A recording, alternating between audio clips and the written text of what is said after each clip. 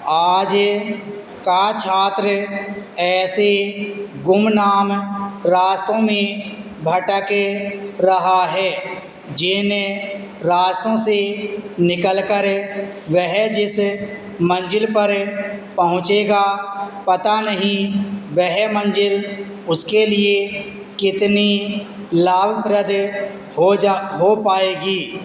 छात्रों की शक्ति एवं उनकी प्रतिभा के पुष्प अगर खिलते हैं तो सुंदर क्यारियाँ और उद्यान बनते हैं, किंतु उसी प्रतिभा को जब गुमराह किया जाता है या उसका दुरुपयोग किया जाता है तो वह प्रतिभा सुंदर पुष्प बनने की जगह बेल बन जाती है, समाज रूपी वृक्ष पर फैलकर नष्ट भ्रष्ट कर देती है।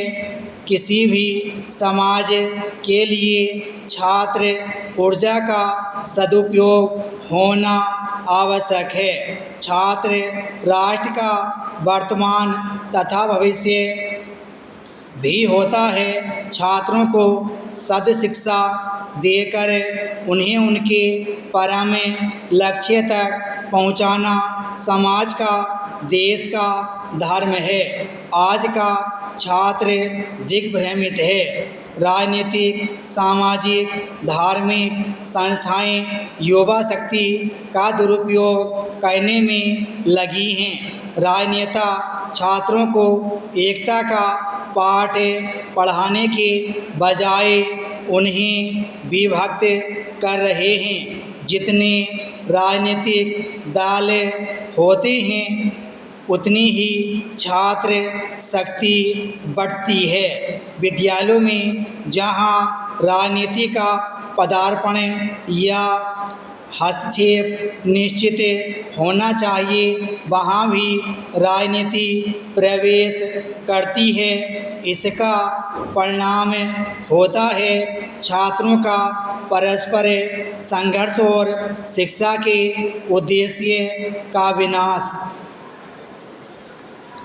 वर्तमान समय में छात्र शक्ति का दुरुपयोग केवल भारत ही नहीं बल्कि दुनिया के अन्य देश कर रहे हैं। आज सभी देशों में सर्वत्र हिंसा एवं अशांति का वातावरण बन गया है। उसका कारण छात्र शक्ति का दुरुपयोग ही है।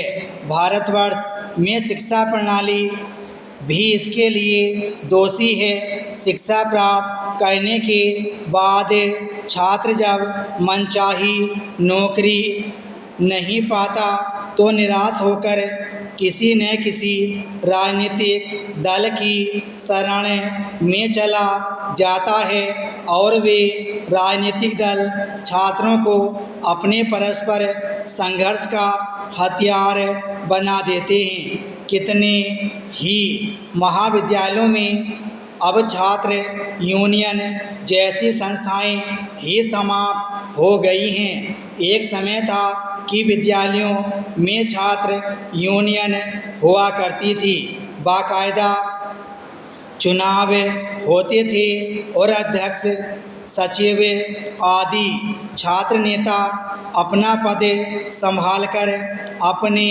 विद्यालय की व्यवस्था को सहयोग प्रदान करते थे। किंतु आज यदि किसी विश्वविद्यालय या महाविद्यालय में छात्र यूनियन के चुनाव होते हैं तो वहाँ राजनीतिक दलों का पूरा प्रभाव दिखाई देता है। निजी स्वार्थों के लिए यह राजनीतिक दल विद्या के मंदिरों में हिंसा का वातावरण तैयार कर देते हैं। हिंसा की पराकाष्ठा यहाँ तक होती है कि कई छात्र नेता अपने प्राणों से हाथ धो बैठते हैं। राजनेताओं ने विद्यालयों को भी राजनीति का अखाड़ा बना दिया है। वर्तमान समय में छात्र अपने विद्यालयों से ही राजनीति में प्रवेश कर लेते हैं और विद्यालय से निकलने के बाद वे बाकायदा सक्रिय रूप से राजनीति करने लगते हैं। विराम स्टॉप।